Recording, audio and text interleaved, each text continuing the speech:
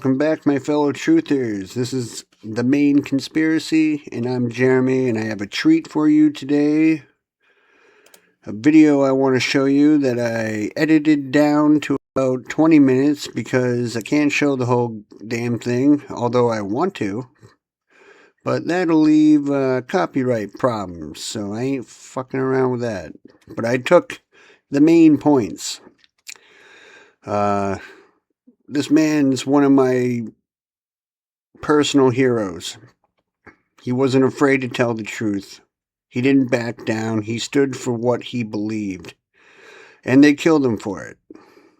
This man I'm talking about is Bill Cooper. And I'm sure a lot of you know who he is. The video I'm going to share is from a 1996 lecture. And he's also the author of Behold a Pale Horse. I know a lot of you probably know and have read that book. It was published in 1991, and he was the host of the radio show called The Hour of the Time. And there's a documentary on YouTube that you can find of the same name, The Hour of the Time. I watched it. It was really good. It explains everything in great detail. If you can't find the book, Behold a Pale Horse, you can listen to the audiobook on YouTube as well. And I'll leave a couple links. One is of himself reading it. And another one is just another guy reading it. Both good. But me personally, I'd rather listen to Bill Cooper read his own book. I'll also leave a link to the full video that I'm showing. Because it is super important, dude. I could watch this, and I've watched it quite a few times, and it's definitely one of my favorites. Bill Cooper was shot and killed on November 6, 2001, 2 months after 9/11. Almost.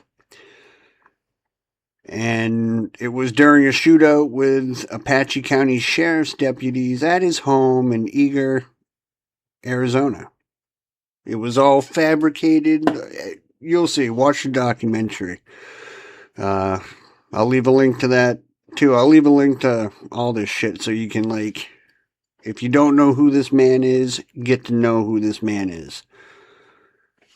Extremely important. So I'll play what I got, and I'll see you at the end. Learn some things. And I think these things need to be passed on to you.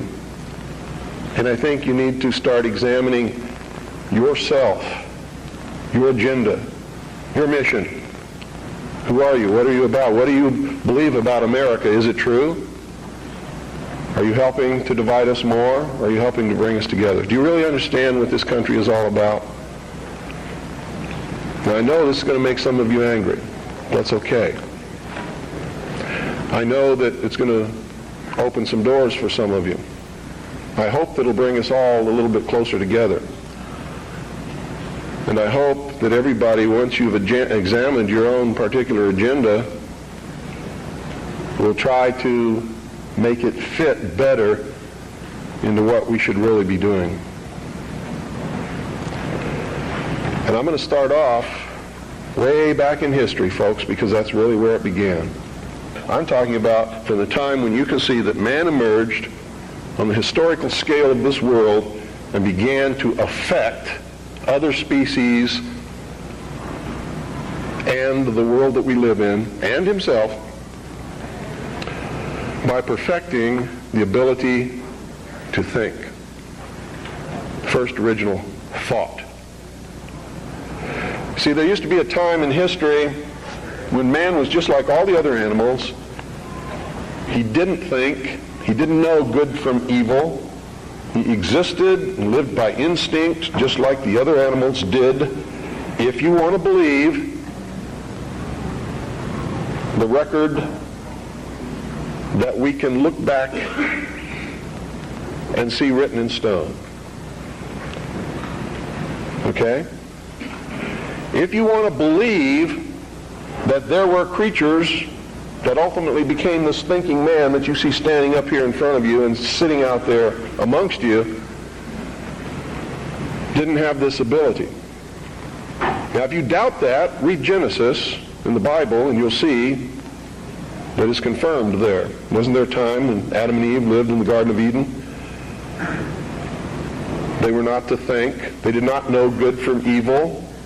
They were just there to take care of the garden. Is that correct? So this concept and the biblical concept agree. Man just enjoyed what God had put there and sort of took care of the garden. Any dentist will tell you that our mouth was not made for eating meat. So ancient man most probably ate vegetables and nuts and things like that, roots. Doesn't mean that I'm telling you to become a vegetarian, because I'm not. You see, I really believe in freedom. I believe you should eat whatever you feel like eating. That's your business. But that's known to people who study these things as the age of innocence. Something happened that brought man out of that state, and if you're talking from a biblical reference, out of the Garden of Eden and into the world. He wasn't innocent anymore. He understood that he was naked, and that his partner was naked. He could think. He could look around. He knew when something was good and when it was bad, just as we all do here. When somebody comes up to me and says, well, how do we know which is the right way to go? I know that person is setting me up to justify his bad deeds, and I won't do it. You always know. We always know which is the right way and which is the bad way.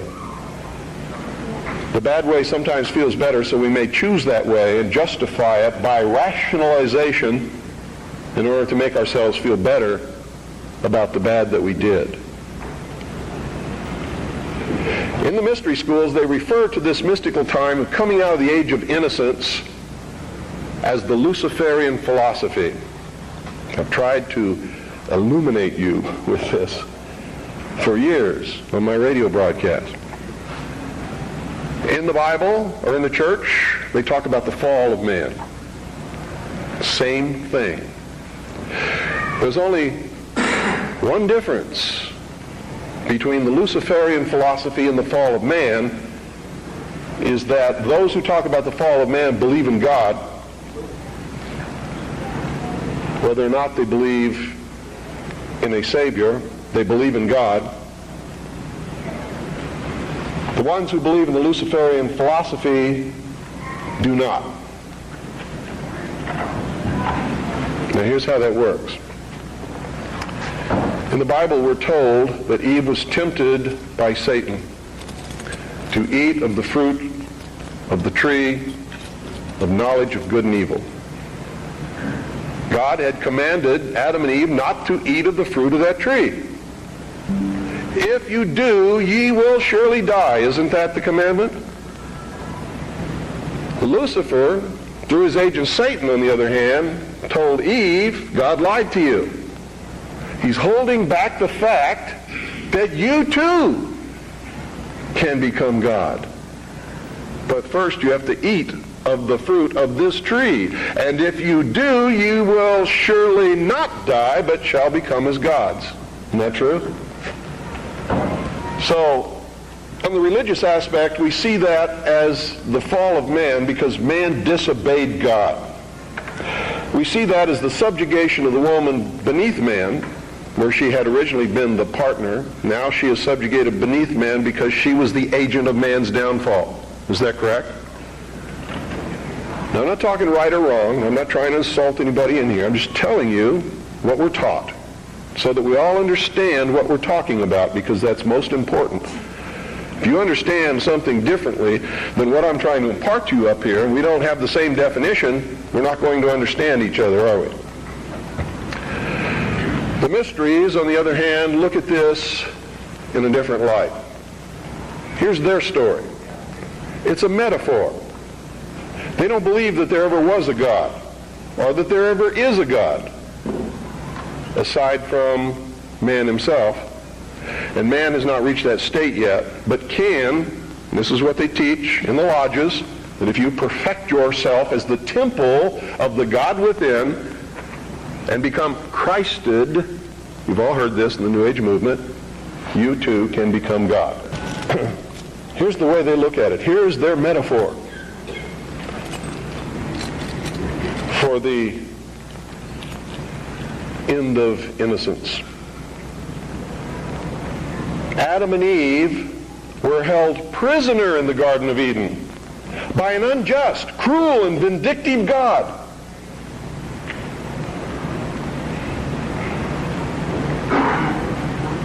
Until Lucifer, through his agent Satan, set man free from this garden by giving him the gift of intellect. Through the use of intellect, man will conquer the earth, will conquer nature, and will himself become God. It's taught in every Masonic temple in this land. Every secret brotherhood, every secret society, every mystical temple, every occult organization teaches the Luciferian philosophy. They do not believe in Lucifer. They do not believe in any entity called a devil, and they do not believe in God. It is a mistake for you to assume that they do. They are atheists in the strictest sense of the word. They are humanists. That's their religion. At the highest level, their goal is to create a world in which the adepts, the 1,000 points of light, working behind the veil to create the culmination of the great plan, can realize the ultimate happiness for mankind. That's why they don't oppose pornography. That's why they don't oppose certain crimes. That's why they say you should not be put in jail for the rest of your life for murder or anything else. There should be no death penalty, because it was a learning experience. And having gone through that learning experience, you're a better person now. This is what they teach. They believe punishment for these crimes is nothing more than vengeful retribution, which is wrong in their eyes.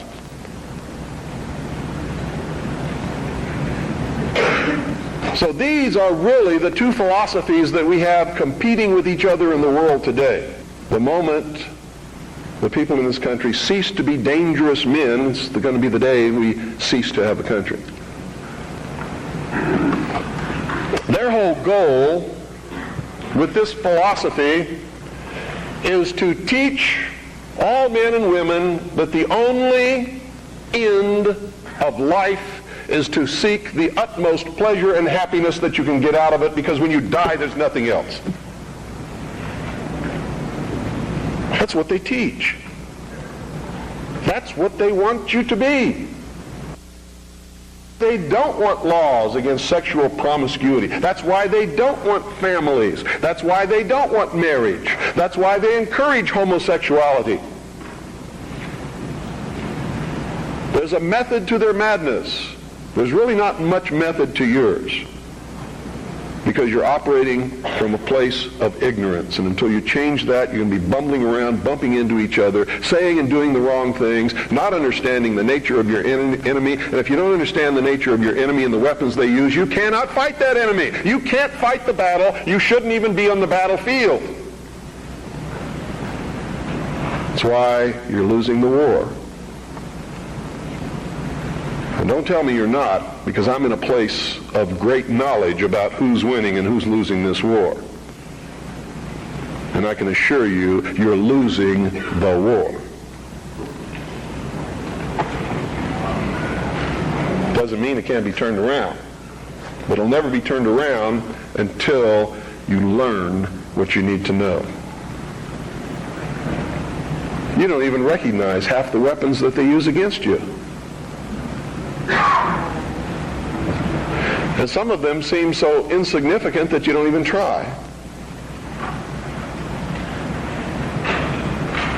They want to create a world where everybody is happy all the time, doing all of the things that, if you're from a good religious upbringing, is wrong to do. If you're not from a religious upbringing, but you have a good brain and you understand the purpose of morals and ethics, it's still the wrong thing to do. If you're a thinking person. And then the priests had an army. Oh boy, weren't they happy with that? Their whole purpose throughout history has been to teach a small number of people how to become adept at controlling everyone else and presenting their societies as desirable to the profane, so that you'll go knock on the door and say, hey, can I be a member? And be initiated with the promise of learning some great secret. What is that secret? The secret is what I have just told you this morning. The secret is how to control everybody else. And you never understand how to control everybody else until you get to the top of this pyramid of initiation. Most people never make it past the third step. All above that are carefully chosen and nurtured and taught. And Americans for all these years have been looking around for the enemy. They've never been able to find an enemy. So those who control them were able to control them even better by giving them an enemy. That's what Stalin and Churchill and Roosevelt determined at Yalta.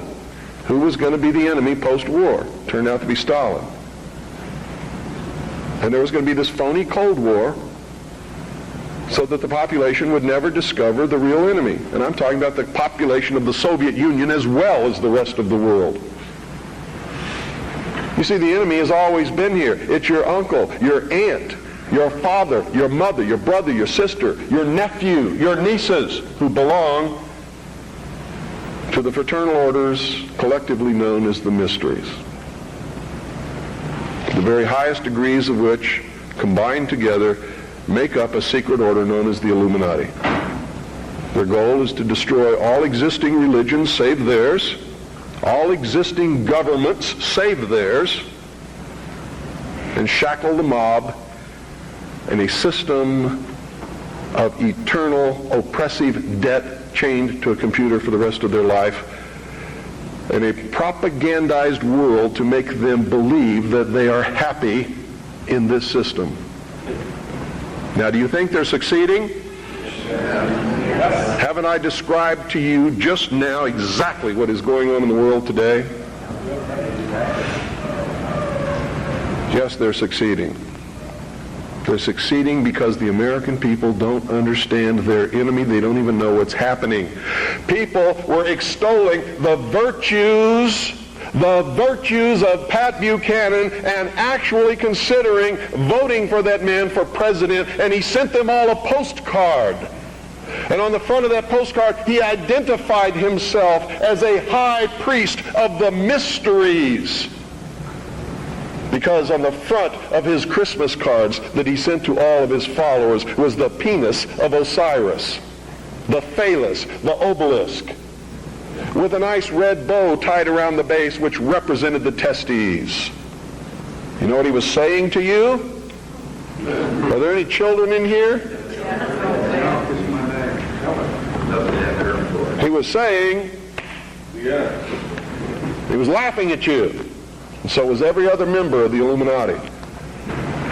You need to do some serious evaluating, some very serious checking out of agendas. If you really want to take over the government and make it a theocracy, because I'm going to tell you exactly what's going to happen if you do that. You're going to burn people at the stake who disagree with you. And if that happens, I'm going to have to take up arms all over again. And so will many of you, because you're going to be persecuted. You see? Because whichever one controls the government you're going to have to conform to that teaching, and if you don't believe in it, you're a heretic. Do you understand what I'm talking about? What is our common bond truly? Freedom. Freedom. Without freedom, you can't be a Christian no matter what denomination you belong to. You can't be a Buddhist. You can't own a donut shop. You can't drive from here to Oregon. You can't be an American, because that's what it's all about, and that's the only thing that it's all about. Nothing else. Nothing else. It's about freedom. Freedom. Only freedom.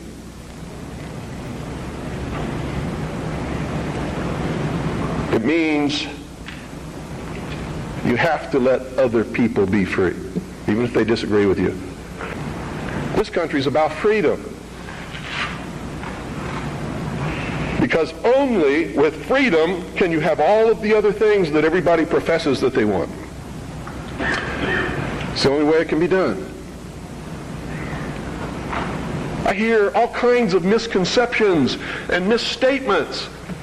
I have the freedom of the press. No, you don't.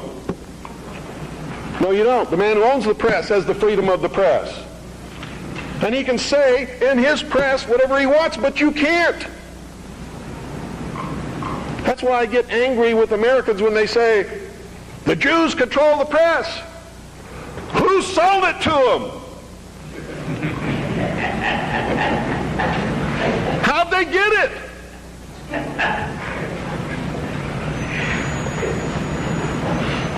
You want the press?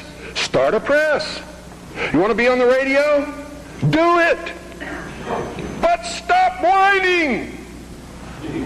Stop bitching. Stop complaining. That guy that owns the press, that's his press. He can do with it what he wants. Just like you do with your car what you want because it's your property. He doesn't owe you anything unless you've got a contract with his signature on it that says he will print what you say. If you can't produce that, he doesn't owe you anything. That's America. You know what's wonderful about America? You can have a press. I have a press. How many of you have seen my newspaper? That newspaper's no joke. It makes congressmen cringe when they see it. It scares the hell out of the enemy. You too can have a radio show. I'm going to teach you how just here in just a couple of minutes. You too can publish books like this. I did it. The Harvest Trust is the trust for my children. I'm not rich. I don't have anything. You know how I financed this book? I sold copies before it was printed to people who believed enough in me to buy them. See what I'm saying? That's Bill Cooper. My hero. One of my heroes. He wasn't afraid to tell the fucking truth, dude. He had balls. Where are the other Bill Coopers in this world? There's a few of them, but we don't have enough. Poor guy was taken out because he was trying to warn us all. They fabricated it and covered it all up. You'll see when you watch that documentary. That's why I do what I do. This guy is like great inspiration to not give a fuck about these evil bastards. Period. Really. Not to give a fuck about the consequences, not to give a fuck about their agenda, nothing. Dude, these people are losers. I say this all the time. They're losers. They're not happy. They have no souls, dude. You heard what he said. They're our sworn enemy, these people. I mean, I'm not. I'll never back down, dude. They're gonna have to take me out. I will never shut up. Not until we're all awake. Not until we take back our country. And then the world. But like I said, I'll leave links to all of the information about him. Great man, dude. Another good man is Jordan Maxwell. He was another one who, before he passed, was trying to wake us up, trying to point out, the symbolism and give us all this information, and we just looked at him like another fucking nutty conspiracy theorist. When are you guys going to get it? Truth is conspiracy. Conspiracy is truth. Okay? Pull your heads out of your ass. You gotta wake up. Because like I say, dude, it's going to come knocking at your door. And you only got two choices. So, enough of that. Let's get on with the rest of the show, where you're going to see some more truth. 15 major theological religious movements in the world before Christianity that taught exactly the same identical story of a Messiah who came to the earth, who was born in a manger, who died on a cross, who had 12 apostles, who died with a crown of thorns. Are you aware that there were 15 major religions that had the same identical teachings of Christianity? Most people aren't.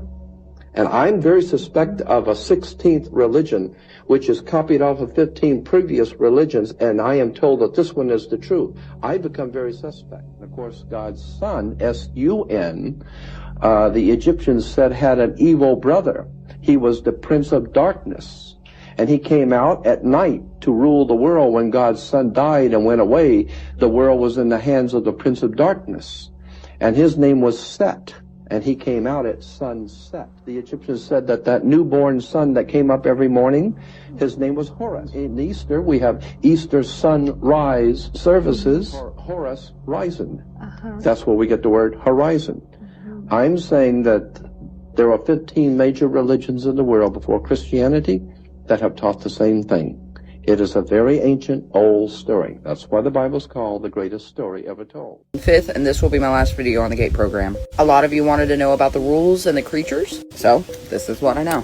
Hi, hello, my name is Fox, and welcome to BFFR News, where we tell you how it is, not how you want it to be. If you're new here, me and my sister are stone cold researchers. We look only at documented fact. We don't like diving into fringe. Until here recently, when somebody showed me pictures of the back rooms, and I immediately recognized them as the hallways that they showed us in Gate Program. In this series, we went over who funded Gate Program, who was in charge of it, the timeline of when you're selected to what you would be doing, and today we're going to talk about the rules. Because one of the most common exercises, it seemed to be some sort of a visualization exercise with a mirror or with an object that would coach you into REM sleep, so that way you could access these hallways. But there's a lot of different rules, and there's a lot of different things that live in this hallway. The first rule is that not everything is sentient. Some things are echoes. Some things just look like black string of codes. But the first rule is, if it bleeds, it lives by physical rules. It is not an echo. It is not a string of code. It don't belong there, just like you don't belong there. What is it? I don't know, but it's not supposed to bleed. And neither are you. Besides asking for what date and time it is, bleeding is another way to get you caught.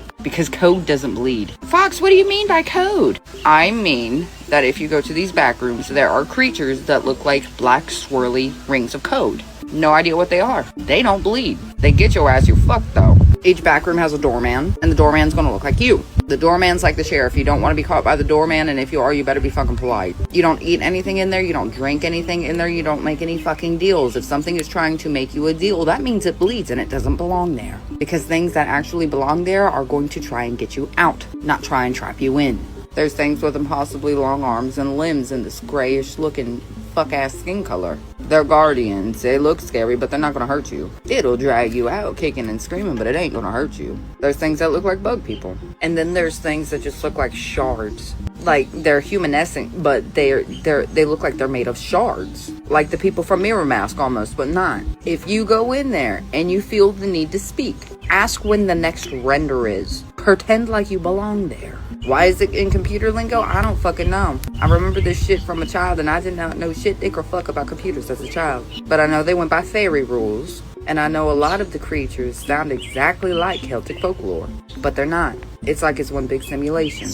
a biological simulation. It breathes, it eats, it lives, but it doesn't understand how man-made places work. It doesn't understand the logic behind multiple rooms, and that's why the rooms look so fucking weird. It doesn't understand humans. It doesn't understand how we're built. It doesn't understand how we're rendered. That's why the echoes always look weird. My friend has a theory that the back rooms are a biological byproduct of AI, and at this point, I can't rightly argue with them, because what the hell do you mean a biological entity is trying to mimic what we got through ones and zeros? It doesn't make any fucking sense. But when you think about it, it makes perfect sense. It's like the back rooms were made by AI, a physical place made by AI. Because AI doesn't understand layouts, it's still young, remember? And when you think about the back rooms and the way that they're built and the way there's a lack of understanding, especially with the echoes of the people left inside of it, the lack of logic lines up horrifically. And when you also learn that AI has been patented since around the 60s, that makes it even more scary.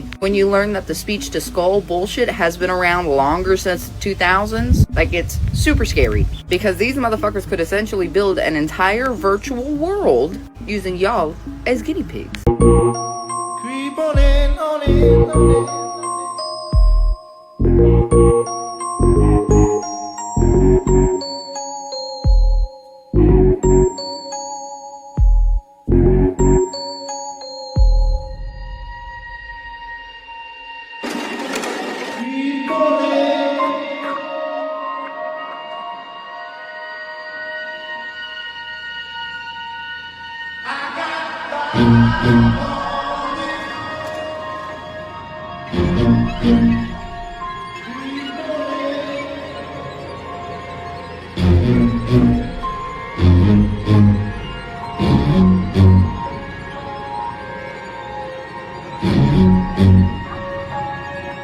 Fungal storms are now sweeping the U.S. and spreading a disease few doctors recognize. The problem is just getting worse. It's a breaking headline report from BBC Science Focus. The report continues. Breathing in high levels of particulate matter floating in the air can lead to inflammation in different parts of the body. Yes, it can, and it absolutely does. More from the report. Quote, worse still, dangerous bacteria and or fungal spores can piggyback on particles which can then spread them far and wide. BBC then states, in the U.S. there has been a huge uptick in occurrences of fungal infections. What a surprise. Final excerpt from the BBC report. Bigger and bolder death storms of dust are here to stay, and until we act to prevent the remorseless rise of global heating, they are only going to get worse. Summary. The intentionally never mentioned elephant in this entire equation is the geoengineering jet spraying operations raging in our skies. Mathematically, the single greatest source of highly toxic atmospheric nanoparticle contamination of all. How long can you hold your breath?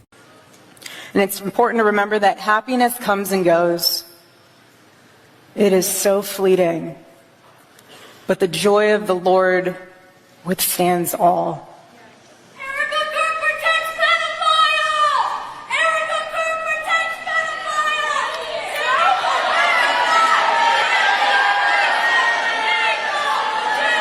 It's important to remember that happiness comes and goes, and I pray that you find it. Disappoints you so much? Oh, I don't know. Is it that we collectively thought Steve Jobs was a great man, even when we knew he made billions off the backs of children? Or maybe it's that it feels like all our heroes are counterfeit. The world itself's just one big hoax, spamming each other with our running commentary bullshit, masquerading as insight, our social media faking as intimacy. Or is it that we voted for this? Not with our rigged elections, but with our things, our property, our money. I'm not saying anything new. We all know why we do this, not because Hunger Games books makes us happy, but because we want to be sedated. Because it's painful not to pretend. Because we're cowards. Fuck society. Real quick, so this is 1968 on BBC. This is a year before the fake moon landing. They fucking told everybody. And they do that for a variety of reasons. One, according to their religion, they relieve themselves of their karmic responsibility. Because if you tell people and you make it available, you're not trapping people. It's consent driven. And then later when people watch it and realize that they've been tricked the whole time, it's a demoralization tactic. This is called Newsbenders from 1968. This wasn't made by a bunch of truthers. This is the fucking BBC. Told you this. And you still did it. You're going to make this happen? No. We're going to make models much cheaper. And then we photograph the models. Fake newsreels? Fake newsreels. For the past 10 years, people have been looking at our fake newsreels and listening to our fake commentaries. And they accept it for the truth. And you can do it. Stop 100 people in the street. How many of them have actually seen a missile or a satellite? They're just told they exist and they believe it. Yeah, you're getting there. I knew you would. You didn't really believe there were all these things whizzing about up there, did you? Sputniks and rockets. Astronauts crossing their legs for 8 days. How long has this been going on? Since Hiroshima. And the H-bomb, you mean, that doesn't work either? Right. Dirty. Very, very dirty. What was your first reaction? Relief. Oh, yes.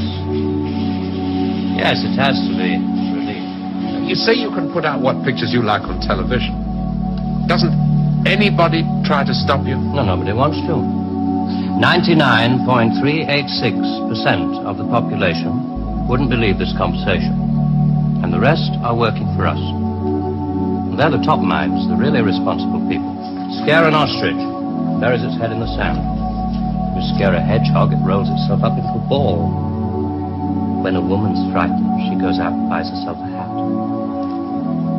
You mean you scare us so that we'll buy more, so that money moves quicker, production moves up? We don't say scare when we talk about human beings. We say threaten them emotionally. And there are all sorts of ways, not just the big ones like the hydrogen bomb. Overcrowd them a little with bad planning. Sell them too many motor cars. Anything to keep them a little bit removed from reality. Nowadays, people don't work for money. They work for the idea of money. They don't even love for love. They love for the idea of love. They only hate for the idea of hate. It took us 5 years to find a non-addictive drug, one we could pay off against the hard drugs. LSD. You marketed that? Oh, yes, of course. And for a very good reason. Some of these protest movements are getting a little bit too close to the mark. LSD gave them nice little hallucinations. Made them talk like 3-year-olds. Throw flowers at policemen. Politicians are easy to control. The grosser mentality boys who like to be photographed getting in and out of Daimlers in Whitehall. They come right at the bottom of our organization.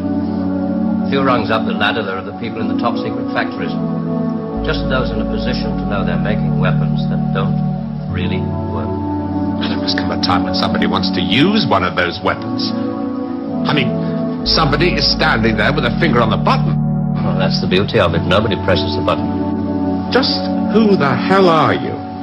It's obvious, isn't it? Just a few, just very few of the top people in communications in every major country in the world. 30 miles is far.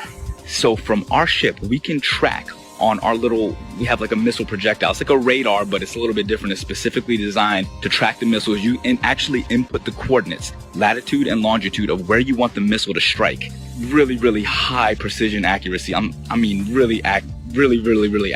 We hit that launch and the missile, and it will hit that target 30 miles away, even longer than that. Now, here's the thing. Again, that's not possible on a curved Earth. These missiles are huge. 50 caliber that are carrying massive amounts of explosives in them, okay? Each one of these missiles are probably worth hundreds of thousands of dollars. So whenever you're lining up these missiles to shoot at targets that are 30 plus miles away, if the Earth is spinning, again, now think about this. We're not sitting like on land holding a gun, all right? So picture this. We're on a ship, like actually in the middle of the water, okay? And the missile is shooting off of the bow of the ship. So if the world is a spinning ball and we're on this curved Earth with water and we're spinning 600 miles per hour through infinite space, I'm pretty sure that it would be physically like Like, it wouldn't even make any kind of sense on a physics type level to be able to shoot a missile from a spot in the water on a spinning ball to pinpoint accurately hit another spot. Simply does not rotate. A waypoint would be like this. Like, let's say we're out in the middle of the water and we want to hit a target that's like directly to our west, 15 miles away. But that target is able to track our missile coming at them. We don't want that target to know where the missile's coming from, so we can put in waypoint. And a waypoint would be like putting a point out like 20 miles east, and then another point like 15 miles north, and then another point like 10 miles south of that, and then put in our target. You see what I'm saying? So the missile doesn't go directly from the ship to the target. The missile will actually fly to the latitude and longitude of the waypoints that are put in, and then it will curve from there, and it will hit all the waypoints and then attack the target. How is that possible on a spinning Earth? If the Earth is moving at 600 something miles per hour, or whatever they say it is, there's no way that missile could stay. There's no way that missile would be able to keep track. Do you understand what I'm saying? At least that's how I'm looking at it. It may be a little bit harder to visualize if you actually weren't seeing it the way that I would see it, or there, or understanding and putting in the coordinates, or seeing how this actually worked out. But I'm telling you, like, from my perspective, that is one of the things that makes it virtually impossible to accept the globe as this. Well, it's a fake lie. It's a theory. It's garbage, is what it is. I think I have just found the home of the New World Order, and let's just say I don't think us Brits are invited. Check this out. Okay, so nobody talks about these two places right here, Kazakhstan and Turkmenistan. Now, once you see how these all connect to Russia, China and the anti-West alliance, you'll understand why this silence is deafening. Now, it looks pretty obvious anyway. When you look at the map, you can see Russia surrounding Kazakhstan, China's right there, you've got Iran. It is obvious, but let's get into it. Let's start with Turkmenistan, a country so locked down that only 25 international visitors enter this country each day. Think about that. In an era of global tourism, they have shut down their doors almost completely, and yet the capital of Ashgabat is full of pristine white marble buildings, golden domes, futuristic towers and monuments that look straight out of a Tartarian revival. Now, not only is this place absolutely immaculate, full of beauty, divine symbolism and full of marble, but it also holds down some very crazy rules, like they only have white cars, they only have white buildings, and you can't get any of the mainstream apps on your phone. They are completely locked off from the world. Not only that, anyone who goes here as a tourist explains this place as completely empty. The locals aren't filling these places. The question is, who are they building this for? Now let's shoot over from Turkmenistan straight to Kazakhstan here, where I feel all of this started, and possibly the 200 fallen angels recite here to control the world. Let's go. So, the capital of Kazakhstan is a place called Astana, or should I say, Satana. Yes, this is literally an anagram for Satan, and anyone who questions it, just look at the Italian version of Satan. And right in the heart of this city stands, let me show you, the Pyramid of Peace. A glowing glass pyramid, almost a replica of the all-seeing eye, the central symbol of elite power. You know, the all-seeing eye that's on the dollar bill that literally says on it, Novus Ordo Seclorum, the New World Order. I mean, add in their obelisks, their futuristic architecture and their giant golden orb structures, and it starts to look a bit less like a city and a little bit more like the blueprint for a worldwide takeover headquarters. And here's where it all links into Russia, China, North Korea and Iran.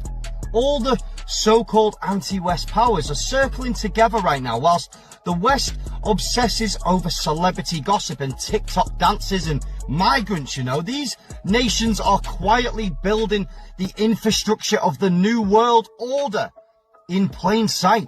You've just got to look for it. Just think about it logically. Look at the placement. Russia provides the military strength and energy dominance right at the top. China provides the surveillance, the AI and the social control. Turkmenistan right here provides the hidden land, the immaculate, untouched and shielded from foreign eyes.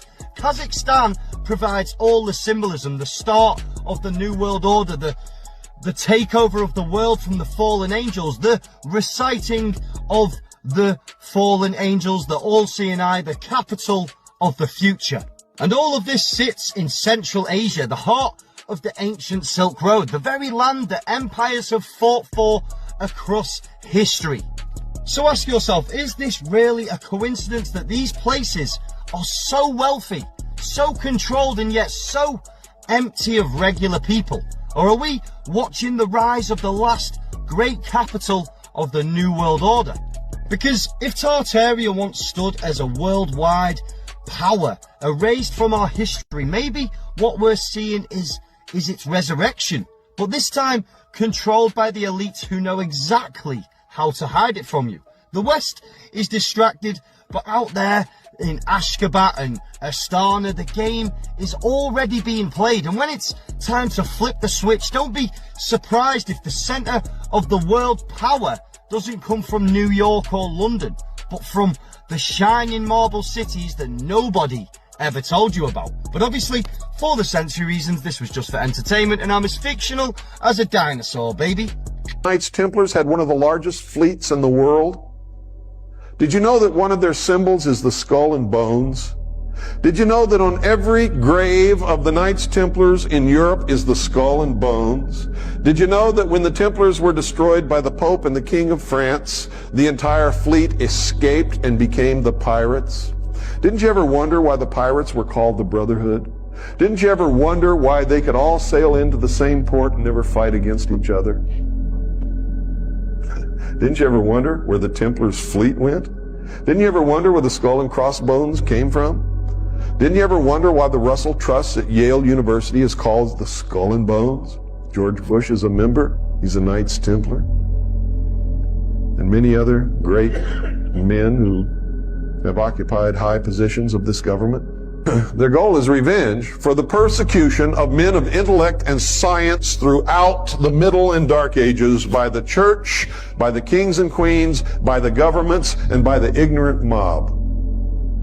That's why they want to destroy all existing governments, destroy all existing religions, and put the shackles on the mob. Excuse me, everybody. I haven't been feeling so good lately, so I had to bring you guys this news, though. I don't want anybody freaking out yet, but this is kind of scary to look at, considering I posted the Economist Magazine 2026 edition yesterday, and I said if you guys look at it and study it, it's pretty interesting, because what they do is with that magazine, they tell you what's coming. Now look, real life, The Last of Us scenario, if you guys have seen that show, deadly superbug fungus hits 27 states. Doctors warn there's no treatment. Now, if you've watched The Last of Us, that's what it was based on, was that if a fungus could survive inside of the heat of our body, which they usually can't, that it would be the worst thing that could ever happen to mankind. Okay, it would wipe everybody out. Now, I want to show you guys the cover of the Economist magazine. Now, they're already showing you right here, okay? They're showing you the eye, okay? But they're showing you, okay? You see the DNA strand inside of the person over there in the far right corner? But then what really has me wondering is it's showing a plant, okay, coming out of a hand, all right? But this one right here is what people should be looking at. Look at the gas mask. And it's showing you time is running out.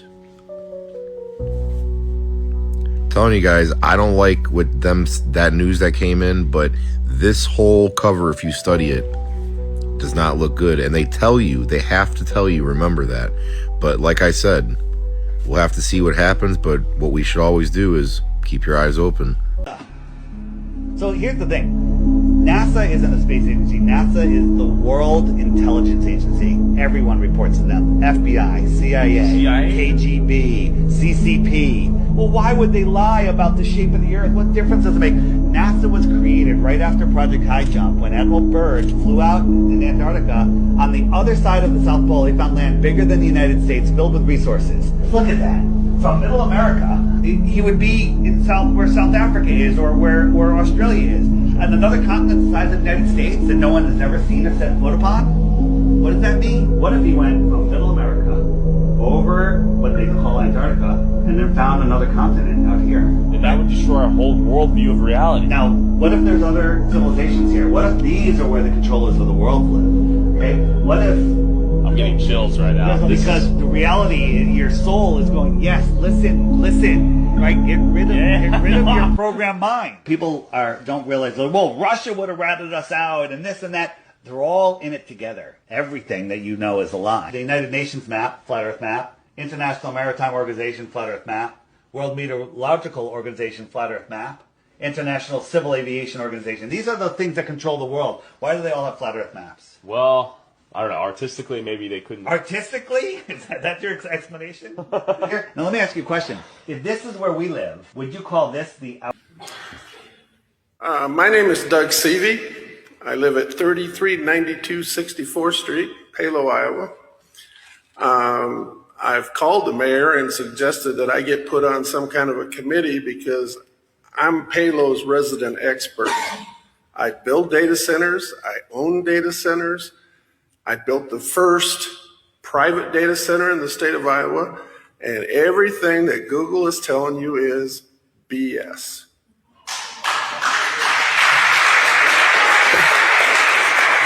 I have a data center right now that's running in Hiawatha, and I have been there 14 years and have never used 1 gallon of water. What Google isn't telling you is they don't want to use the technology because it costs more. They're going to burn through the water, and when it's done, and they don't care. Then they'll put the money in. And so I can guarantee you, if you guys want to start a committee, I'll volunteer because I'm the expert. I build them. I'm working on one right now. I'm working on one in Milwaukee. I live here, and if I told you on the phone, I called you and talked to you, and I said, you should really let me help you. I never heard anything back. And I warned you. I said, my well goes dry. I'm coming after you because I know what's going on. And you can't do this. You guys have to say no water. They don't have to have it. I mean, to give you an idea, you people, how many people in here have heard of Unity Point Health? Okay? All right? I have 100% of their IT in my data center, and I've never used a gallon of water. And I'm the most efficient data center in the world. So this is all crap, and you guys don't want to listen. In fact, I called you and said, maybe we should talk. Never heard back from you. So if you guys want to put a committee together, you can call me. I'll tell you the truth, and I can explain everything to you how this works, because they're lying to you. Big time. There's absolutely no reason to use a gallon of water. And the same thing on the efficiency of the electricity. They're doing the cheapest way they can. All they want to do is get the gravy, and when it turns to shit, they're gone. Google is not our friend. So anybody wants to talk to me, I'll sit over here afterwards and I'll explain it to you. So if you would like, I would be more than happy to be on your committee to work on this because I am the expert. I build them. I know. Thanks. Thank you, Doug.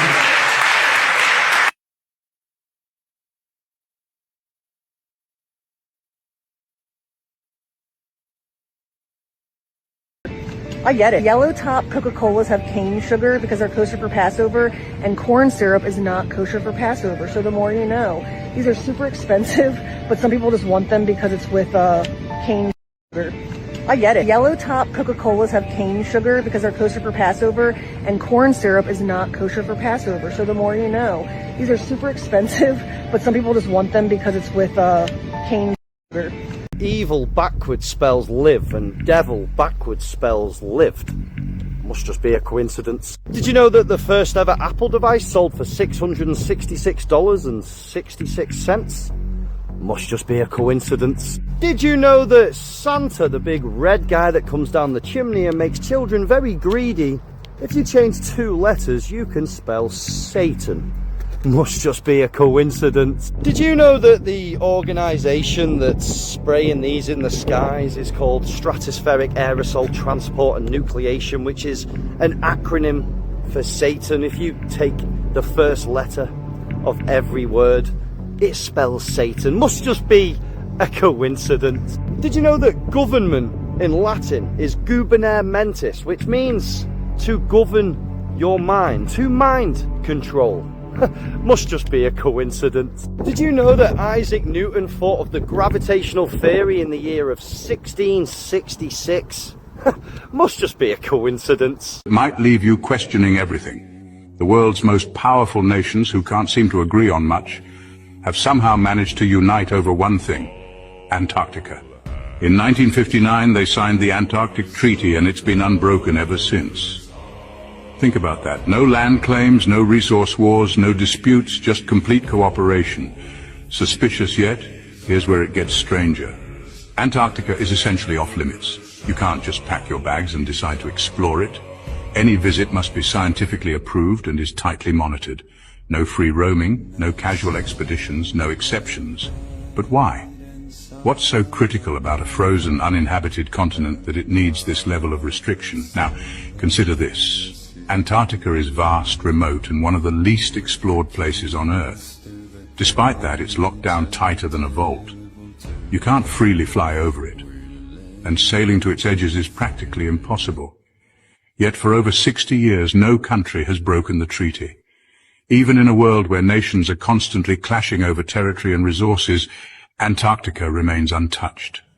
Doesn't that strike you as odd? Let's dive into history for a moment.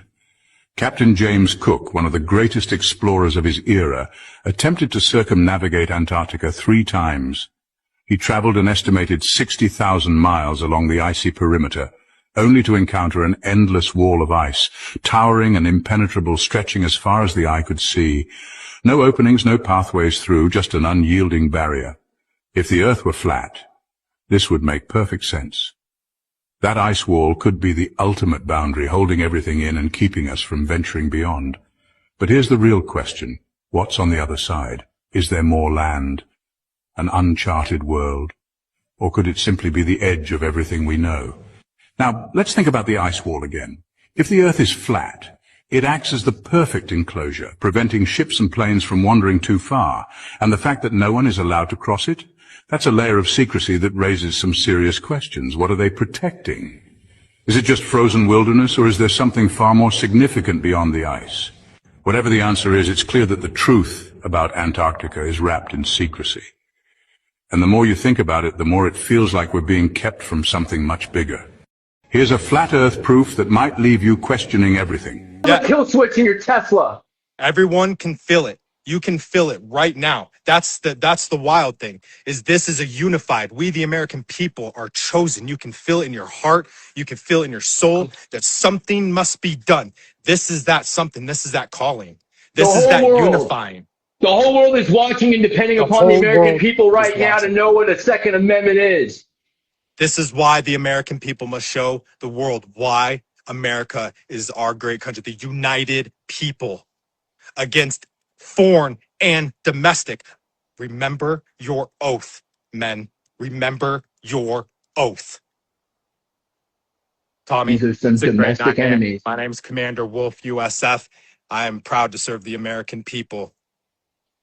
Tommy, you have a wonderful, blessed night, you guys. You too as well. It's an honor and privilege to serve with you. Hey, man, this Take is our what country we do. back. Let's go get it. Later. Copy. The Islamic belief, the holy city of Mecca, which is in Saudi Arabia. Mecca has a Masonic circle, and within the Masonic circle is a square, because you got to do everything on the square, remember. You have a town square, you have New York Square, you have Vatican Square, you have Red Square, You have all kinds of squares. Why? Because this is Masonic. And it goes all the way back into the ancient world, the terms and symbols. Again, the planet Saturn is called the black square. It's called the dark sun, the black sun. This is what the Nazis and the SS and the Gestapo wore black. The Nazi Party was probably the most glorious Saturnalian brotherhood we've ever seen. Nazis were heavy into the Saturnalian system of philosophy, war, destruction. Saturn is the god of this world. From that, we get the dark side of the Force, Darth Vader. Remember Darth Vader with his Nazi helmet speaking through the Masonic triangle? Somebody better do their homework. This stuff is fascinating when you get into it. So, artificial intelligence is getting a little bit scary because they are actually able to implement AI software with MRI machines. And this is what they are capable of doing with human brainwaves now. Check this out. Our dreams are no longer safe. How about this? Can we go from the patterns of your brain when you're looking at an image to reconstructing the image? So the way this worked was they put human beings inside an fMRI machine. They had them look at images and figure out what the patterns are, like translate from image to brain patterns. And then, of course, they would hide the image. So this is a image of a giraffe that the computer has never seen. It's only looking at the fMRI data, and this is what the computer thinks the human is seeing. Yeah. Now, to get state of the art, here's where the combinatorial aspects, why you can start to see these are all the same demo. To do this kind of imaging, the latest paper, the one that happened even after this, which is already better, uses stable diffusion, uses the thing that you use to make art. Like, what should a thing that you use to make art have anything to do with reading your brain? But of course, it goes further. So in this one, they said, can they understand the inner monologue, the things you're saying to yourself in your own mind? Mind you, by the way, when you dream, like your visual cortex runs in reverse, so your dreams are no longer safe. But we'll try this. So they had people watch a video and just narrate what was going on in the video in their mind. So there's a woman, she gets hit in the back, she falls over. This is what the computer reconstructed the person thinking. See a girl, looks just like me, get hit in the back, and then she is knocked off. So our thoughts, are starting to be decoded. Yeah. Just think about what this means for authoritarian states, for instance.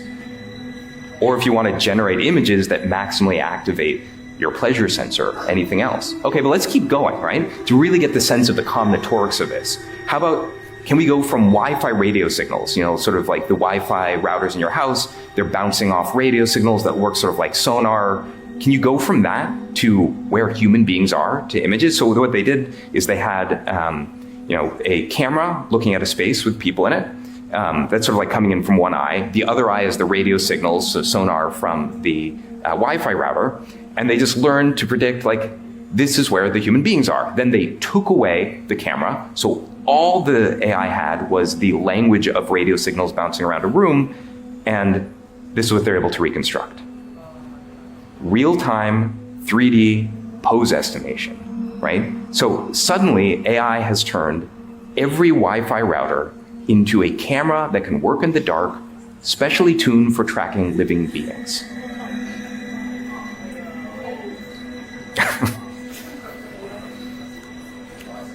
But, luckily, that would require hacking Wi-Fi routers to be able to, do something with that. But how about this? Computer code, that's just a type of language. So you can say, and this is a real example that I tried, GPT, find me a security vulnerability, then write some code to exploit it. Have you seen the image of Bata? The image of Bata is exactly the same as the image of the Oscar. Now let me just share with you another mind blower. All right? Another mind blower. And I can't take the credit for this. I was in Houston, Texas last April, and after my lecture, a brother came up to me and dropped this on me. He said, man, have you seen the image of Bata? The image of Bata is exactly the same as the image of the Oscar. The Oscar is the highest. The Oscar is the highest award that is given by the National Academy of Artists and Craftsmen. Ptah was the patron god of Menepra, the city of Memphis. He was the patron god of artists and craftsmen. All right? They didn't even bother to change the concept. They didn't even change the pose. Our images, our culture is everywhere. That's why they don't want you all reading this stuff. That's why they don't want you all coming to these lectures. That's why they don't want you all teaching this stuff in the classroom. Whole thing about the soul trap, right? There's a thing called the lensing effect. And that happens when a soul attempts to escape Earth. They encounter a mechanism that grabs them. And remember, they saw this through remote viewing, which is mind-blowing. So there's this mechanism that grabs and bends them back towards the planet, functioning like a lensing effect. And then it goes into energy harvesting system, which they described as a part of a vast celestial machinery of energy that gets extracted, and it's set up in our solar system following an ancient, devastating war. Now, they saw this in remote viewing, and it was a group of them. And I saw the drawings and everything. It was like mind-blowing. The next phase is system imprisonment, right? So the viewers concluded that humanity is, what we've been saying, trapped inside this control system that acts as a prison where souls are spiritually manipulated and harvested for their energy. And then the final phase is called the net, which is in other descriptions, when they remote viewed, it revealed a massive grid around the planet, which serves as a catch and release operation where souls are drained to energize these external forces. Now, for all of these folks to see this in a remote viewing session was the kicker.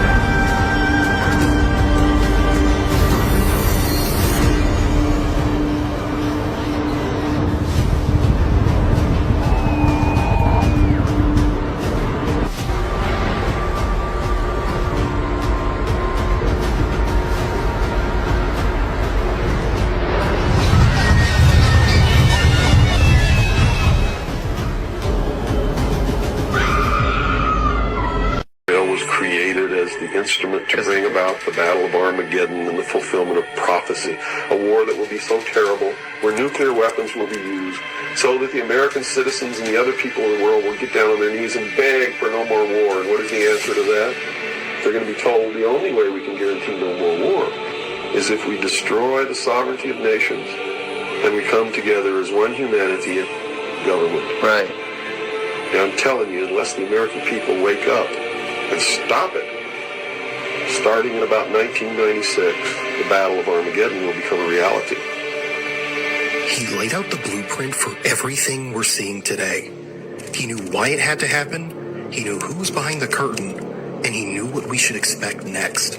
Read the book of Revelations, whether you believe in the book or not, read it, because the men who are bringing this about are using it as their script. This interview was recorded in 1992, and as you listen, you'll understand why his blueprint still matters today. Because he said it would all unfold exactly like this, down to the smallest detail of the script. And I get people who still come to me all the time and say, Bill, you're all wrong, it's the Jews. The Jews are subverting the world. Man, it's not the Jews, it's not the Catholics, it's not the blacks. It's these men who belong to the ancient mystery schools, who meet in secret and decide the fate of the world.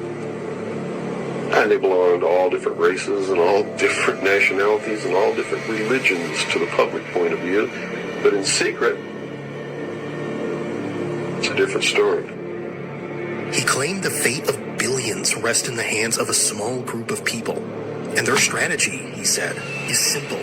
Keep us watching the circus so we never look behind the curtain. At the highest levels of all countries, they all belong to the same club. And we, the people, sit back and we watch this grand drama, which is being played out for our benefit, not theirs. If it wasn't for us, they wouldn't even have to do any of this. But you see, they just can't come out and destroy all of us because they need slaves. They need people to make their shoes and make their cars and mine the ore. They need worker bees, and that's what we are. His name is Bill Cooper, and what you're about to hear is his warning to the world. He believed that if you don't spare the time to hear this message to the end, if you don't make the effort to understand it and finally wake up, then you're participating in the great deception just as much as they are. His words, not mine.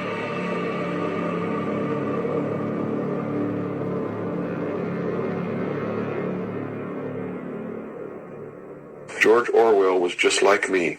He was a low-level member of British intelligence who was appointed to a position high enough where he saw the same documents that I saw. And he tried to warn the world just like I'm trying to warn the world, only he wasn't willing to take the risk that I'm willing to take. So he wrote it in a book called 1984 and spelled out exactly what's coming as a warning to the people of the world, as a work of fiction. But you notice that that work of fiction really stirred people up because they knew that it wasn't fiction. In their heart of hearts, everyone who's read that book knows that it's coming. Here's what Orwell understood. Control doesn't happen overnight. First you distract, then you divide, then you rewrite the rules so people don't even know they're being controlled.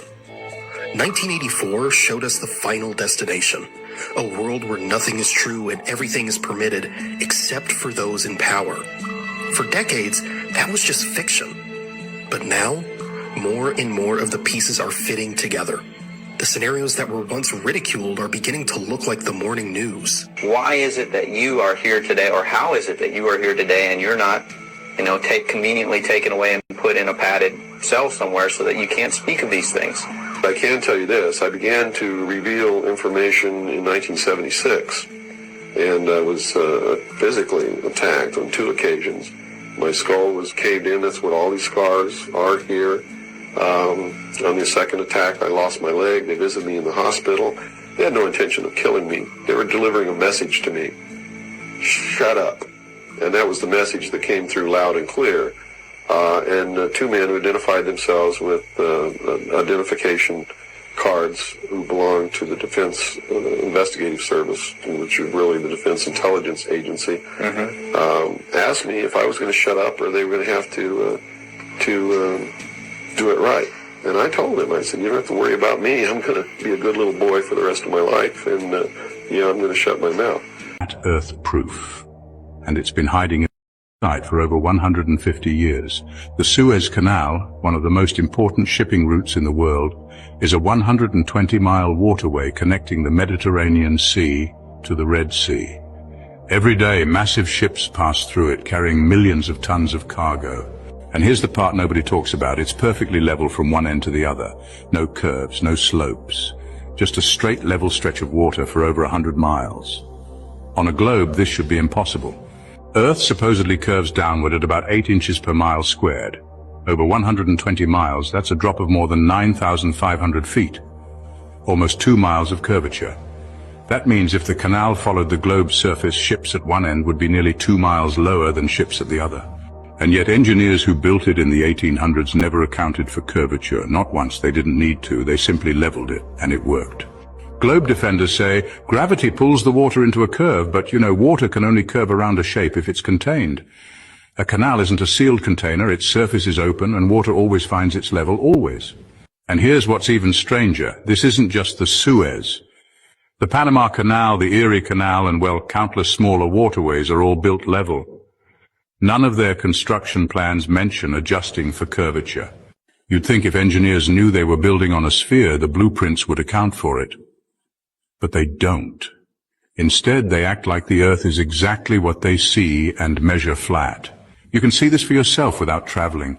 Just look up photos of the Suez Canal from the air. The water runs straight to the horizon, perfectly level, no visible drop. Ask yourself, how can something be that flat for that long on a spinning ball? They say space proves the globe, but sometimes the truth is right here on the ground. The Suez Canal isn't just a marvel of engineering. It's a silent witness that the earth beneath it has no curve at all. Just flat earth proof. Talk to Baphomet in those meetings or anything, right? You'll ask for me. I will ask Okay, for you, yeah, because I can tell you that. No, they have levels, you know, like at Diddy parties. At Yeah. certain hours, Yeah. they do certain things in certain rooms, and only certain people come in. Yeah, this is where they have the official face of civility, right? But also where he went to a lot of I mean, they figured out after a while, and they were quite entertained by his account. By that, they used to they definitely used to try to bring him in. No way. That's crazy. And what was so interesting to me though was that he had read so many of their manuscripts, ancient manuscripts. 2.5 years training. Wow. Underground. They have ancient manuscripts? Uh-huh. Oh, I read all that stuff too. From- I devoured all that stuff since I was about 10 years old. All the secret stuff of what they do. Wait, what is that? You can't tell me what the manuscript is? No. Okay. No, but they no. have their own ancient manuscript that they're having these... Manuscripts? Oh, yeah, they have their old ancient Is it stuff. satanic? Well, I don't wanna tell me I think the way to describe it is godless. Look, this is one of the most important things he It's said to pagan. me. It is pagan. And when I asked him about, why, for example, do they do this to children? Why are they so cruel? Why are they so violent? Why are they so vicious with children? Because it's just unbearable, right? It crushes my soul. And I've reported a lot on the cartels, and when you're doing that and you just see up close this level of violence, and then the Islamic terror side, I've seen terrible things done to children. And so I just had to know. And he said to me, Lara, you just are looking at it the wrong way. Like, that is not how they look at it. For them, every single thing is framed through the lens of a war on God. Like, people are nothing to them. Like, we are nothing. We are a resource to be harvested at will. The goal always for Satan is to prevail, right? Or he knows he can't win because the book is written. Yeah. So he knows he can't win, but what he wants to do is inflict as much damage and pain and injury on God as he can. And so the younger the child, the closer they are to God, his creation. At that, you're never closer to God than at that moment, right, of birth, of coming into the world. And they take some of these babies. I mean, I know what they do. Yeah, the things that they do from birth, starving them, never ever feeding them, putting them on their genitals, so when they're starving to death, and then drowning them in their ejaculation, right? And I spoke to one guy who rescues kids who went into a house, and he didn't understand why there was room after room full of dead babies, and that was at least 1 to 2 years after I spoke to a woman from El Salvador who described this tactic. And what she was telling me was she's been in this game for 20, 30 years, and she was describing the evolution of how Americans used to have to go to abroad to get kids and babies, but now it's here. And and there's a lot that people don't talk about with human farming, what they're doing and how they're farming kids and babies and children from birth for sexual purposes. And using eugenics to... In fact, you know what someone said to me, Roseanne? You're right about eugenics, by the way, you are. But someone said to me, this whole thing with the aliens, why aliens are depicted, why aliens are depicted with the big eyes? A person who worked on this issue for a very long time in intelligence said to me, I wouldn't be surprised if that's the children that have been abused all of this time. Those depictions are not really depictions of creatures from another planet. Those are depictions of the children that they have bred and the children that they have abused. It's very dark. And what he said to me, though, was he said they look at everything as a war on God. Yeah. And they rise in their world. They say, they're rewarded. The more pain they can inflict on God, the higher they rise in their world. Yeah. And so they said, you look at everything as if it's about you and humanity, but they look at everything as if it's about God and only God. Yeah. And your currency. Well, I mean, I've said it before. Yeah, they do, unfortunately. unfortunately, there's something else called jihad. That which is similar to jihad? Oh no, it actually works. It actually is connected to God. You know? Well, jihad definitely isn't. No, it ain't. No. It's, it is a war on the Jewish nation, the Jewish people. And God said, it's in the Torah that God created this world where, there would be the ultimate war of good versus evil. Mm-hmm. And he said that good would win. He said it. Mm-hmm. And it would be like, you would have to develop through humility and repentance an ability to decipher his word for the time, which they want that gone. They want the human's connection to God cut as fast as they can destroy it. Absolutely. And they do it through trauma and violence and terror. And doubt. Doubt and movies and books and teaching, and it's very cool to be anti-Christian and anti-God, and through brainwashing, because now suddenly the Crusades are only about Christians killing Arabs and Muslims, right? It's like, oh, what about that little thing about Ottoman conquest? Yeah. That happened all over the world, and that's why I'm just shocked when I see people talk about, Christians in Israel are treated so poorly, and you should look to the Islamic world as an example. Yeah. It's like, are you nuts? There are no Christians left in any Islamic state. Hardly any. Yeah. Hardly They're killing any. them in Nigeria right now every day. Tucker never mentions it. I mean, I have been reporting on Nigeria for going on 8 years now. Yeah. I mean, but really, let's ask this question. They don't let this kind of information on the mass media. They don't let any kind of truth in. It's a mouthpiece for, the people who want depopulation, one world government, fascism. Yeah. A few fat cats at the top controlling slave camps everywhere else. They're even worse than a mouthpiece. They fill the function of a mouthpiece, but they're actually operatives. They're co-conspirators. Because, how else do you explain when everyone knew that Hunter Biden's laptop was real? Right. I mean, everyone knew that. So, but then you get these so-called intelligence professionals who write this stupid letter making it Russian disinformation, and the media prints that as if it's true, with no skepticism, no critical questioning, but no what's doubt the Russia whatsoever. Thing? We never answered this. What the fuck is the Russia thing?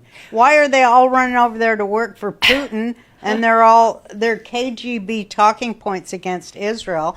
I mean, it's all from like.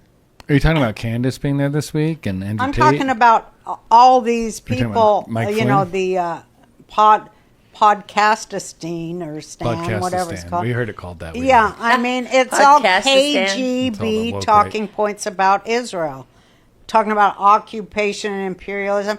I mean, I think that Candace's anti-Israel, anti-Jewish thing predates her trip to Russia by quite significant period of time. Yeah. I don't think Russia is, to me, I haven't seen any evidence that Russia is exclusively driving the anti-Jewish narrative. Yeah, I have seen that. But they did back in the 50s. They're the ones that invented the whole Palestinian, that whole fucking scam. Absolutely. Arafat and all that, and Camp David and all that Oslo bullshit. But look, even the idea that the Nazis were on the right is nonsense. I know the National Socialist Party. Winfrey, which I bring out, is one of the largest suppliers in the system. And what is Oprah's supply? She supplies for rituals. Not only is she supplying children, which is part of why she's so interconnected, especially in Africa. So beyond that, Oprah is highly involved with animal trafficking. What is that supporting? It's supporting bestiality. Some of her high-level connections, she has connections to Ellen DeGeneres, who's another high-level supplier. So you have to ask if the Kardashians, I propose, and it's more than just proposing, but they're high priestesses in the system for the Western Quadrant. These women have huge access to things that would be involved with transportation, per se, their yachts, their different luxury things. And that's one of the largest ways that children have been trafficked. We've all heard of the Epstein Island, the things in regard to that.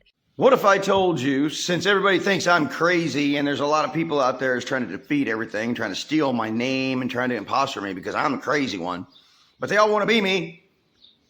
What if I told you that your car does not run on gasoline? What? Every time that little needle hits E, you run down to the gas station, you fill it up with gas, and the car runs on it, right? No, it doesn't. That's what they tell you it runs on. But your car does not run on gasoline. Your car uses the gasoline as a catalyst to create a chemical combustion, which causes rapid expansion of gas, which creates an oscillation in the piston and compression chamber, and it breathes like this. But you need an energy to cause that oscillation to pulsate, which turns the piston, which creates the mass torque, which you convert into mechanical energy that can push your car forward. So what if you came up with an alternate source that didn't take the gasoline to create the heat that could cause that chamber to pulsate and create that mass, to create that torque, to create the yaw, to push that vehicle forward? What if you didn't need the gasoline to do that? You people have been dumbed down so far that 90% of you believe your car or your truck runs on gasoline, and it does not. That's why it creates so much heat, because it needs the heat for the expansion of gas to create that piston moving up and down inside that cylinder, to create the combustion chamber expansion and contraction, that AC frequency. See, mechanics is all about frequency, but you believe it to be a machine that's spinning, but it's not. It's creating a frequency. And when you press on your accelerator, you give it more fuel, increases the rate of the expansion, and it speeds up and increases your frequency. Wow. Whoa. What? But they told me in grade school, my car runs on gas, so I believe it runs on gas. When are you going to wake up and realize you have been dumbed down so you cannot see reality of things? And we're trying to show you the reality of things if you will look. Dear Mr. President, straw man, show me the money. Shows you how you are worth $300 million because somebody stole your trust fund and took it the day you were born. But we can't explain it to you unless you look. Your car doesn't run on gasoline. You don't need it to create the pulsating, oscillating frequency. And you're worth $300 million. Let us fucking show you how. The Middle East, in many ways, depends on defeating Zionism and keeping the United States out of the Middle East. But I think the public needs to understand that the United States, as Martin Luther King said, is the greatest purveyor of violence in the world. We are the ones who are creating wars and terrorism every single day, to include drone assassinations that murder 98% innocents. Israel's days are not numbered, but I do agree with Shlomo Sand, who talks about the invention of the land of Israel and the invention of the Jewish religion. There are a lot of lies in Israel's history, to include the fact that Israel was not there before Palestine. I'm reading a very, very good book now that suggests that the Roman Catholic religion was actually created by Caesar. It was a way for Rome to manipulate the masses. The turn the other cheek and render unto Caesar is essentially the world's first major propaganda operation to convert a whole bunch of people into anti-Semitic obedient servants of the Roman Empire. Why would you put the Catholic Church in Rome if it was supposedly the enemy of the Roman Empire? I think, in fact, it was a servant of the Roman Empire. This gentleman talk about how the Garden of Eden was actually in the United States, because the United States is one of the only places where 4 rivers come into one. Gopherwood, found in Florida. Take a look. Let me know what you guys think. It's absolutely mind-blowing. 4-head river system on this earth. When the idea or the notion or the belief that the Garden of Eden was somewhere else or over in Europe or in Africa or someplace over there, the Western Hemisphere was unknown. They did not know that a continent existed west of the Atlantic Ocean. Therefore, they couldn't search this continent along with the others to find the river of 4 heads and these other great natural monuments which the Bible said was related to the Garden of Eden. It came my pleasure and my responsibility and my duty to search the North American continent and definitely point out the same bare natural monuments that the Bible relates to. Callaway points with pride to the official map of the U.S. engineers at Chattahoochee, which shows what Callaway says is the only 4-head river system in the world. That is a system described in the Bible, where in Genesis, the river flowing out of Eden, which waters the garden, parts and becomes into 4 heads. First there is the Gihon, now known as the Flint River, which flows towards the land of Ethiopia. Then the Euphrates, the Spring Creek River, whose name was transferred to the Middle East after the flood. The Hiddekel River is Fish Pond Creek River, which borders the land of ancient Assyria. And finally the last of the 4 rivers, the wide and lovely Paisan, the Chattahoochee, today a river of trade and commerce. The Apalachicola seems an unlikely name for the river flowing through Eden, but here, according to Callaway, is the heart of the garden. This peaceful river is the life source of the lush vegetation of the original habitat of the first man and woman. According to Callaway, the names of these rivers and the land surrounding them were transferred to the other side of the world when, after floating in the ark for 40 days and 40 nights, Noah and his family landed on Mount Ararat in Turkey. The legend of the Bountiful Garden, too, was transferred to the Middle East, where archaeologists have searched in vain for a 4-head river system, such as described in the Bible. Well, Mr. Callaway, everyone knows the story about the Garden of Eden and the Tree of Knowledge. Do you know where the Tree of Knowledge existed in this garden, and was it an apple tree? The word apple, or the plural apple, is not even mentioned in the book of Genesis. That's been added on by fiction and superstition. The Bible mentions apple or apples 3 times, but they're speaking of the apple of the eye because it's in the shape of some apples, you know. The tree of knowledge of good and evil is a spiritual tree. Banks were given to us by the Knights Templars, the Masonic Lodge of Knights Templars in Europe. Our educational institutions, universities and colleges were given to us by the Masonic Order coming out of Rome.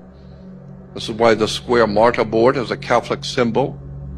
And Jews, how many Jews know that when you wear a yarmulke, that's not Jewish, it's Roman? That's why the Pope wears a yarmulke. That's why the cardinals wear the yarmulke. It's a Roman symbol, it's not Jewish. The Jews were told to wear the yarmulke to show subjection to Rome. And they got so used to using it, they think it's a Jewish symbol. It's not Jewish, it's Roman. So many people willingly bend themselves to what their masters want from them.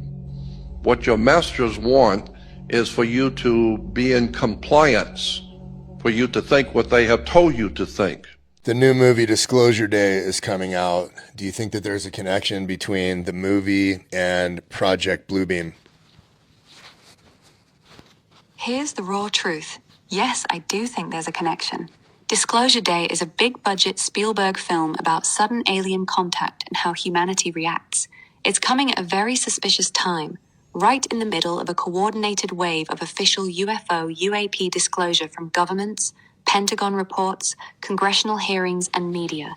Project Bluebeam is the theory that powerful groups will stage a massive global event, either a fake extraterrestrial invasion or a divine religious apparition, using advanced holographic technology, directed energy weapons, and psychological operations. The goal is to create such overwhelming shock or euphoria that old systems collapse, allowing a new one-world authority to step in. The movie fits that playbook perfectly. It emotionally primes the public for the idea of a sudden, transformative first contact event. Using one of the most trusted filmmakers in the world makes the concept feel both believable and inevitable. The name Disclosure Day itself is on the nose. It normalizes the idea of a single, world-changing day when everything shifts. My unchained take, this isn't random Hollywood entertainment, it's cultural engineering. Whether it's the full Project Bluebeam holographic scenario or a softer version of controlled disclosure, the movie is clearly part of a long-term preparation campaign. They've been laying this groundwork for decades, and Spielberg's film is another major piece of the puzzle. Ara out. All right, how'd you like that? Disclosure Day in what? 3 days. It's 8:50 at night, June 9th, 2026. As Richie from Boston would say, that's debatable. So, what'd you think? A lot of truth, eh? You have to admit, guys, I compile the truth and I deliver every fucking time. Ooh, kind of tired. Hope you enjoyed that, and like I said, I will leave all the info in the description for Bill Cooper. Maybe next episode I'll throw on some Jordan Maxwell, show you what he has to say, and so on and so forth. If you haven't done it already, get on and sign the Full Disclosure Act. Super important, guys. Come on. You got to take a stand. Can't be afraid. Use that fear to fuel your fucking... I don't know, man. Use it to fuel something. Don't be afraid. More of us stand up and come together, dude. These people ain't got no fucking chance. They're scared as hell, dude. That's why they're rushing so goddamn quick to get everything done, because they know more and more of us are waking up every single day. Every hour of every day. There's somebody waking up. So hop on there, www.fulldisclosureact.com, and sign it. It takes less than a minute. And while you're on there, get yourself some Lethal 22 gear and wear that shit out on the street. And let these cocksuckers know that you know what they're fucking doing. And as always, I love you. And I love the content creators. Almost forgot to thank you guys. Never. Thank you very much. You're the backbone of what I do, man. Like I always say, I appreciate you. You're more important than you know. So please keep up the good work. And as always, I love you. Take care of yourselves and stay safe. And be kind. Be kind to one another. And keep an eye on your kids. Both eyes on your children. They're the target. We out.